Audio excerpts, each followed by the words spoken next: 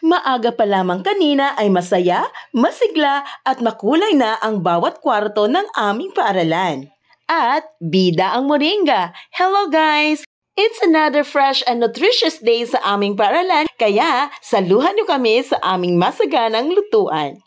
This year's theme is Food and Nutrition Security maging priority. Sapat na pagkain, karapatan natin. It reminds us na masustansyang pagkain ay hindi dapat privilege lang. Karapatan ito ng bawat Pilipino, lalo na ng mga bata. Kaya ngayong taon, naglunsad ang Nagasa Elementary School na masaya at masustansyang activity, ang masaganang lutuan.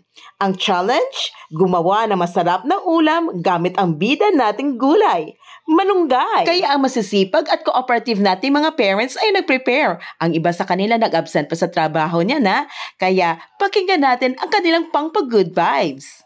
Grade 5 mahogany, mas preska, masustansya. Grade 1 love, moringa. Grade 5 acacia, masustansya. Grade 2 ginataang malunggay, kalabasa. Malnutrition ay iwasan, maging healthy sa katawan.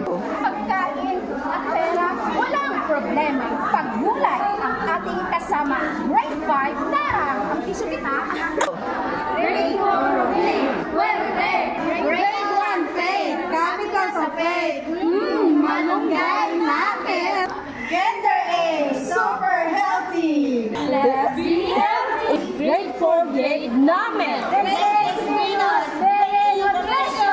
Yun ang final presentation na kanilang pang-good vibes, pero abangan mamaya yung practice. At ngayon nga ay naglilibot na ang ating mga judges upang tingnan kung paano ang pagluluto ng ating mga contestants. Kasama na rin dyan ang mga tanong ng ating mga judges sa ating mga contestants tungkol sa kanilang niluluto. Moringa ofiliera or malunggay is called a miracle tree by health experts. According to the Food and Nutrition Research Institute, malunggay is rich in iron, calcium, potassium, and vitamins A and C, making it perfect for growing kids and boosting immunity. By the way, alam nyo ba na ang Nutrition Month sa Pilipinas ay unang na-celebrate noong 1974? That's through Presidential Decree number 491, also called the Nutrition Act of the Philippines. Since then, every July, we promote healthy eating habits, food security, and the fight against malnutrition. By the way guys, balik muna tayo dun sa pang-good vibes ng mga parents natin. Pero this time, ito yung practice. Let's be healthy. Grade 5 acacia, masustansya. For grade namin. Nutrition! Gender A, super healthy. Grade 5 mahogany, Basta preska, masustansya! Grade 1, Faith. Capital sa Faith.